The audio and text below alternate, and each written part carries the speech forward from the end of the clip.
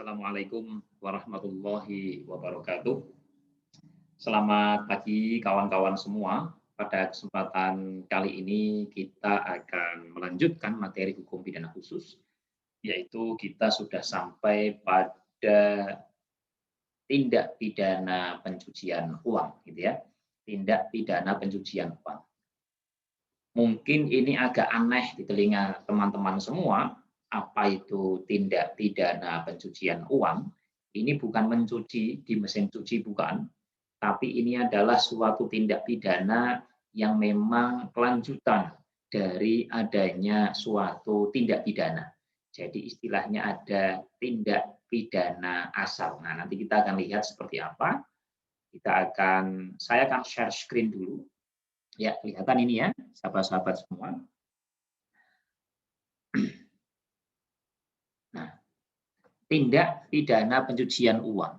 Ini dulu kasus-kasus lama yang sekarang mungkin sudah beberapa terpidana sudah keluar dari tahanan ya. Beberapa terpidana sudah keluar dari tahanan. Tapi ini adalah beberapa contoh pelaku tindak pidana pencucian uang. Ada yang ini dulu seorang pegawai pajak yang dananya di rekening sampai 60 miliar. Ini tidak mungkin sekali, begitu ya. Ada yang pegawai anggota polisi juga sama, terus ada yang mobil mewahnya berjajar. Ini dulu pelaku tindak pidana pencucian uang yang sudah dinyatakan bersalah oleh pihak yang berwajib dan nampaknya sekarang sudah bebas. Nah, kalau sudah bebas bagaimana? Ya hak-haknya dipulihkan kembali seperti biasa. Ini dulu juga ada kasus yang sangat fenomenal. Mungkin saudara waktu kasus ini terjadi mungkin masih SD mungkin ya. Kalau tidak SD ya SMP begitu. Ada seorang pegawai pajak bernama Gayus Tambunan. Ini dia punya kekayaan yang luar biasa. Jadi kekayaannya itu dapat dilihat bahwa ya, ada perumahan yang nilainya sampai 4 miliar, terus ada apartemen yang nilainya sampai 500 juta, ada properti di Singapura, ada rekening, di dalam rekeningnya itu 25 miliar, terus ada mobil Ford Everest, ada mobil Mercedes, ada mobil BMW, Alphard, dan Altis. Ini diolah dari berbagai sumber, saya dapat ini dari internet. Nah, tentunya ini akan menjadi tidak wajar ketika yang namanya Gayus Tambunan ini, yang namanya GT ini gaji bulanannya hanya 11 sampai 12 juta. Kalau kita mungkin ini sangat tinggi karena UMR itu paling kan 2,7 3 juta begitu ya. Pegawai negeri saja seperti saya gaji pokoknya hanya 3 juta. 2.900.000 sekian gitu ya. Nah, ini 11 sampai 12 juta itu sudah sangat tinggi. Akan tetapi teman-teman semua, sahabat-sahabat semua perlu diingat bahwa 11 sampai 12 juta itu kalau dia bekerja itu ini masih muda, paling kalau bekerja sampai mungkin 10 tahun begitu ya. 10 tahun itu berarti ada 120 bulan. Itu 120 bulan dikalikan 15 juta saja. Itu berapa coba? 120 bulan, 1,2 miliar tambah 600 juta. Paling hanya 1,7 miliar. Tapi di rekeningnya itu ada 25 miliar. Ini kan patut dipertanyakan dari mana dananya, begitu ya. Nah, ini salah satu di antara mengapa kok tindak pidana pencucian uang itu diketahui karena ada ketidakwajaran dalam harta yang dimiliki, teman-teman. Sahabat-sahabat semua. Terus kemudian ada kasus yang itu ada kasusnya Dana namanya. Ini ada bahwa di dalam istrinya itu menyimpan uang ada bukan istrinya ya, tapi Dana dan keluarga ini menyimpan uang sekitar 60 miliar, simpanan uangnya 60 miliar. Padahal ini adalah pegawai pajak. Dan kemudian uang ini dicuci melalui apa? Bisnis jual beli mobil di showroom Jakarta Timur. Jadi ada jual beli mobil dan sebagainya. Nah, Ini juga sama. Ini juga sama adalah kakak kelas dari GT di STAN pada saat itu. Ya ini tentunya bukan persoalan STAN-nya, bukan ya. Kalau STAN adalah lembaga pendidikan yang sangat bonafit, yang luar biasa, tapi memang oknum-oknum tertentu kadang menyalahgunakan. Ya.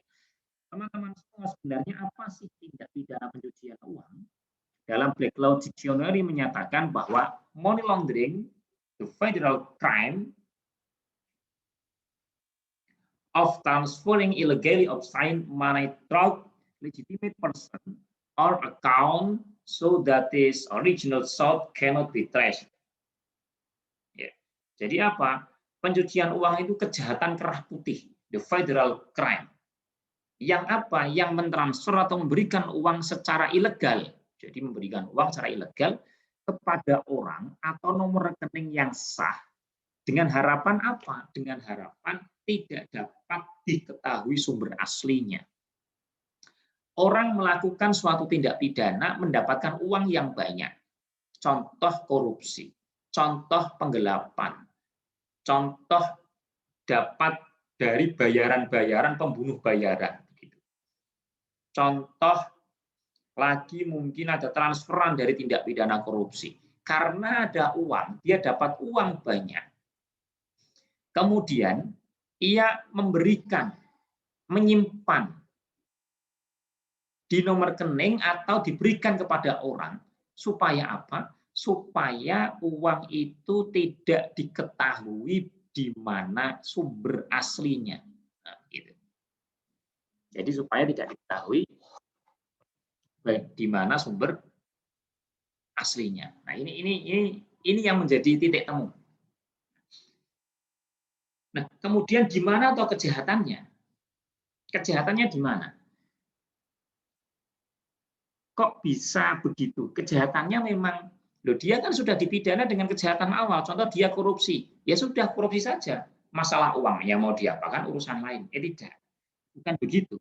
Jadi kenapa pencucian uang itu dianggap suatu kejahatan sendiri? Karena memang lokus dan tempus deliktinya juga berbeda. Perbuatannya juga berbeda dengan perbuatan awal. Ya. Sehingga di dalam tindak pidana korupsi itu, tindak pidana money laundering itu, tindak pidana awalnya dipidana, ya, korupsinya dipidana. Terus kemudian setelah dia melakukan suatu tindak pidana korupsi, dia melakukan suatu upaya-upaya lagi yang itu masuk perbuatan jahat. Apa? Seharusnya kan dananya tidak disembunyikan. Dia berusaha menyembunyikan dananya supaya selamat. Ya kadang-kala mentransfer ke orang, dibuat untuk properti, dibuat untuk bisnis apa. Tujuannya apa? Supaya uang itu tidak diketahui. Nah, ini kan kejahatan sendiri. Dia itu ada perbuatannya, ada tujuannya sendiri. Yang korupsi tadi selesai sudah korupsi, tapi ini ada lagi. Gitu ya. Jadi memang ada dua tindak pidana akhirnya, yaitu tindak pidananya yang pertama korupsi, yang kedua pencucian uang. Yang pertama itu adalah apa? Penggelapan, yang kedua adalah pencucian uang. Oke, nah menurut Ganjar Laksmana pencucian uang adalah suatu perbuatan, suatu proses atau perbuatan yang bertujuan untuk menyembunyikan atau menyamarkan, ini perbuatan yang tujuannya untuk menyembunyikan atau menyamarkan asal usul uang atau harta kekayaan yang diperoleh dari hasil tindak pidana, ya. Yang kemudian diubah menjadi harta kekayaan yang seolah-olah sah, kan banyak ini. Jadi ini perbuatan sendiri memang. Dia memang sudah berusaha untuk menyembunyikan asal usul harta kekayaannya itu, gitu ya. Nah, kalau menurut undang-undang yang lama ini, Undang-Undang Nomor 25 tahun 2003, junto Undang-Undang 15 tahun 2002, Undang-Undang Nomor 25 tahun 2003 tentang perubahan dari Undang-Undang 15 tahun 2002 tentang tindak pidana pencucian uang. Ini undang-undang lama, ini sudah tidak berlaku. Ini ada definisinya. Apa itu? Pencucian uang adalah perbuatan menempatkan, mentransfer, membayarkan, membelanjakan, menghibahkan, menyumbangkan, menitipkan, membawa ke luar negeri, menukarkan, atau perbuatan lainnya atas harta kekayaan yang diketahuinya. Jadi orang, harta kekayaan yang diketahuinya atau patut diduga. Jadi dia hanya secara objektif patut menduga bahwa harta kekayaan itu merupakan hasil tindak pidana. Seseorang mengetahui atau dia menduga, dia patut menduga mengetahui. Patut menduga itu artinya begini. Jadi bukan dia harus punya firasat menduga, tapi patut menduga itu pembuktiannya adalah secara objektif. Artinya kira-kira masyarakat itu patut menduga apa tidak. Contohnya saya sebagai seorang dosen biasa yang gajinya pokok paling 3 juta, tiba-tiba memerintah saudara, Irfan, saudara namanya Irfan mungkin, Irfan, ini uang saya 25 miliar. Tolong kamu buat usaha apalah sana.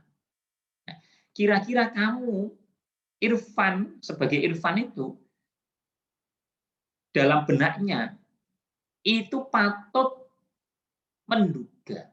Jadi harus patut menduga bahwa harta yang saya berikan itu adalah harta dari hasil tindak pidana. Loh, kok demikian? Nah, karena apa? Karena ini Pak Azil itu gajinya paling hanya 3 juta, kok memberikan saya uang 25 miliar. Kan demikian. Orang secara objektif, secara umum juga akan berpendapat demikian. Jadi ukurannya ukuran objektif. Nah, bagaimana supaya patut menduga ini unsurnya hilang? Kalau ingin unsurnya hilang, ya saudara harus melakukan pertanyaan-pertanyaan tambahan kepada saya. Pak, ini dana dari mana? Kalau sudah punya sumbernya jelas bahwa oh itu dana warisan, berarti kamu aman. Tidak, berarti sudah jelas. Sudah punya kehati-hatian sehingga tidak akan kena unsur patut diduga ini, ya. Jadi yang patut diduga merupakan hasil tindak pidana. Dengan maksud apa? Untuk menyembunyikan atau menyamarkan asal-usul kekayaan sehingga seolah-olah menjadi harta kekayaan yang syah. Jadi ini kalau kita bicara di Undang-Undang Nomor 25 Tahun 2003. Ya, teman-teman semua. Nah, sekarang tindak pidana pencucian uang itu diatur di dalam Undang-Undang Nomor 8 Tahun 2010 tentang pencegahan dan pemberantasan tindak pidana pencucian uang. Pencucian uang itu apa? Secara yuridis didefinisikan di dalam pasal 1 angka 1 bahwa pencucian uang adalah segala perbuatan yang memenuhi unsur-unsur tindak pidana sesuai dengan ketentuan dalam undang-undang ini. Nah, jadi gitu. Sudah posisinya sudah itu. Di mana? Di dalam bab 2 pasal 3 sampai pasal 5 dan bab 3 pasal 11 sampai pasal 16. Ya. Nah, sekarang kita akan melihat. Nah, ini kalau menurut Rudi Satrio, pencucian uang sebagai tindak pidana sebenarnya, ya, pencucian uang sebagai suatu tindak pidana sebenarnya sudah ditemukan di dalam pasal 480 KUHP tentang penadahan. Jelas kan? Coba saudara lihat di pasal di penadahan. Ini di KUHP-nya dibuka saja. Pasal penadahan. Ya, di dalam pasal 480 saudara bisa lihat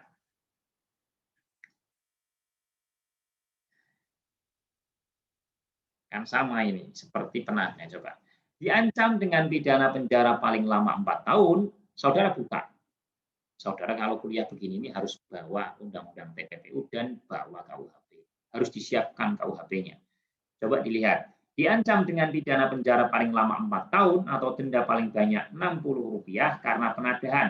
Siapa itu? Barang siapa membeli, menawarkan, menukarkan, menerima gadai, menerima hadiah, atau menarik keuntungan, menjual, menyewakan, menukarkan, menggadaikan, mengangkut, menyimpan, atau menyembunyikan sesuatu benda yang diketahui atau sepatutnya harus diduga bahwa diperoleh dari kejahatan. Terus, barang siapa menarik keuntungan dari hasil suatu benda yang diketahui atau sepatutnya harus diduga bahwa diperoleh dari kejahatan. Jadi ini sebenarnya ada. Hanya memang karena perkembangan subjek dan pelaku tindak pidana itu tidak hanya manusia, maka tidak mungkin digunakan KUHP. Selain itu juga tidak imbangnya antara jumlah kerugian dengan sanksi pidananya. Terus kalau tindak pidana pencucian uang itu kan ada unsur tambahannya yaitu apa? Dengan tujuan untuk menyembunyikan asal-usul harta kekayaannya, kan demikian. Tapi nanti kita akan lihat. Di dalam Undang-Undang TPPU terdapat lembaga bernama Pusat Laporan dan Analisis Transaksi Keuangan. Ini saudara nanti coba dicari undang-undangnya dicari, kemudian tentang TPPU ini seperti apa, peraturan perundang-undangannya, turunan-turunannya dari undang-undang TPPU, itu kan muncul ada yang namanya Lembaga Pusat Pelaporan dan Analisis Transaksi Keuangan, PPATK. Ini bertugas untuk menerima laporan dan menganalisis transaksi keuangan yang mencurigakan, serta menyerahkan hasil analisa tersebut kepada penyidik. Nah, jadi proses tindak pidana pencucian uang itu seperti apa sebenarnya? Proses tindak pidana pencucian uang itu adalah hasil uang tindak pidana atau tindak pidana asal atau predikat crime. Nah, ini tindak pidana asal itu disebut sebagai predikat crime atau predikat offense. Ya, ingat ya, bahwa tindak pidana asal itu istilahnya namanya predikat crime atau predikat offense. Jadi hasil uang dari predikat offense ini disamarkan supaya apa? Seolah-olah menjadi harta yang sah dan halal. Itu sahabat-sahabat. Terus predikat crime atau predikat offense itu apa saja? Di dalam Undang-Undang Nomor 8 Tahun 2010 tentang tindak pidana pencucian uang ini dikategorikan ada 26. Tapi yang ke-26 ini bisa berkembang menjadi banyak. Apa saja? Korupsi. Jadi hasil tindak pidana korupsi, penyuapan, hasil tindak pidana penyuapan, narkotika, hasil tindak pidana narkotika, psikotropika, hasil tindak pidana dari jual beli, penadaan apa tentang psikotropika. Penyelundupan tenaga kerja, penyelundupan migran, buruh migran ya, saudara nyelundupkan orang ke luar negeri untuk bekerja di sana, dapat keuntungan banyak, uangnya disamarkan. Ini juga termasuk tindak pidana pencucian uang. Di bidang perbankan, kejahatan bidang perbankan, pasar modal, perasuransian, kepabeanan. Ini ada undang-undang kepabeanan, dilihat undang-undang di sini ada tindak pidana terkait dengan cukai, tentang human trafficking, perdagangan orang, perdagangan senjata gelap, tentang terorisme, tindak pidana penculikan, saudara diminta menculik, kemudian dapat uang yang banyak.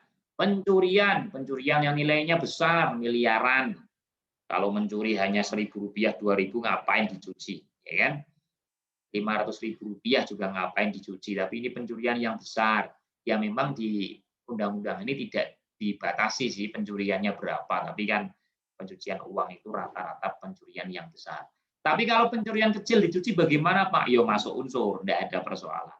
Kemudian penggelapan, penipuan, pemalsuan uang, perjudian, prostitusi. Saudara punya bisnis prostitusi, nah itu juga uangnya kalau dicuci, di money laundering, disamarkan, maka masuk TPPU.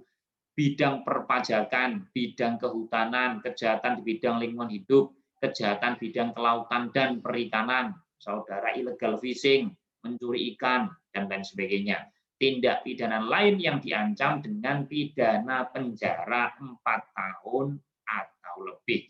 Ini semua adalah predikat offense atau predikat crime atau tindak pidana asal. Nah, bagaimana apakah tindak pidana asal ini yang dipidana nanti pidananya bagaimana, Pak? Apakah pidana asalnya atau juga TPPU-nya? Dua-duanya dipidana. Setelah dipidana pidana asal, yo dipidana dengan TPPU. Di sini ada dua tindak pidana. Saudara sudah belajar dulu di hukum pidana dua. Kalau ada dua tindak pidana, kemudian mengadilinya namanya itu perbuatan apa? Konkursus. Konkursus idealis atau realis? Konkursus realis karena dua perbuatan. Kalau idealis itu satu perbuatan masuk berbagai macam undang-undang. Di yang nomor 26 ini ada pasal pengamannya, yaitu tindak pidana lain yang diancam dengan pidana penjara 4 tahun atau lebih. Nah ini, jadi tindak pidana apa saja. Itu, sahabat-sahabat. Terus kemudian, ini modus operandi, bagaimana sih menyamarkannya? Bagaimana menyamarkan atau mencucinya? Jadi begini sahabat-sahabat.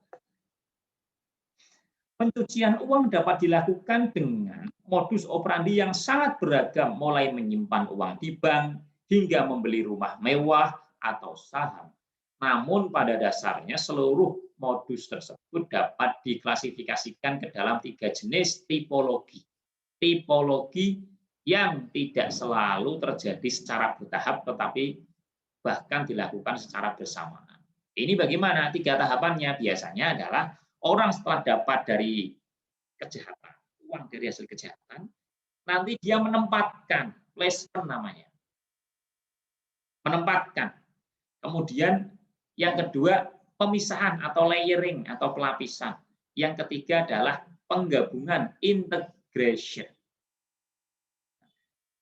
Apa itu placement? Placement adalah upaya menempatkan dana yang dihasilkan dari suatu kegiatan tindak pidana ke dalam sistem keuangan. Jadi memasukkan. Layering itu apa? Memisahkan. Jadi setelah memisahkan hasil tindak pidana dari sumbernya, yaitu tindak pidananya. Melalui apa? Beberapa tahap transaksi. Ditransfer ke sana kemari. Gitu ya, dipisah-pisahkan. Yang terakhir integration adalah upaya menggunakan harta kekayaan yang sudah tampak sah tadi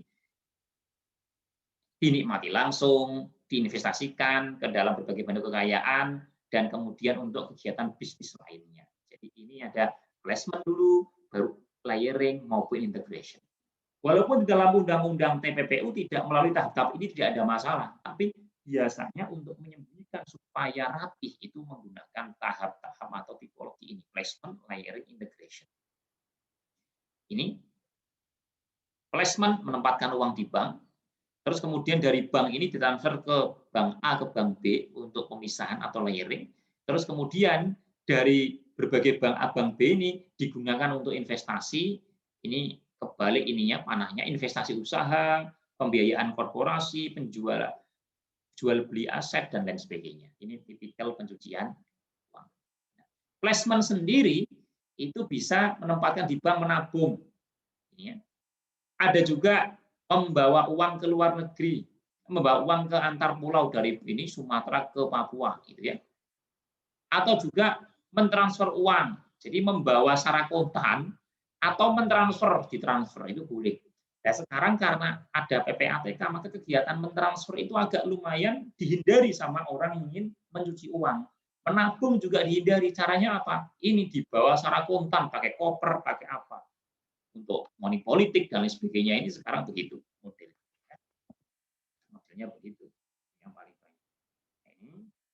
Ini kalau bicara layering ya dipisahkan tadi ke bank A dan bank C, kemudian integration ini adalah menggabungkan ke investasi usaha, ke PT-PT dan lain sebagainya. Nah ini kalau kita bicara. Nah, bentuk-bentuk placement bisa sahabat-sahabat baca sendiri, ini bentuk placement, bagaimana menempatkan dana di beberapa tempat pengajuan kredit, menyetorkan uang pada penyedia jasa keuangan sebagai pembayaran kredit, kemudian menyelundupkan uang tunai ke suatu negara ke negara lain, dan lain sebagainya. Ini bentuk placement. Bentuk layering itu adalah transfer dana dari bank satu ke bank lain, kemudian memindahkan uang tunai lintas batas negara, penggunaan simpanan tunai sebagai agunan untuk mendukung transaksi yang sah. Jadi pokoknya dipisah-pisah lah uangnya. Nah ini yang sering digunakan sebagai sarana pencucian uang itu lembaganya apa saja sih?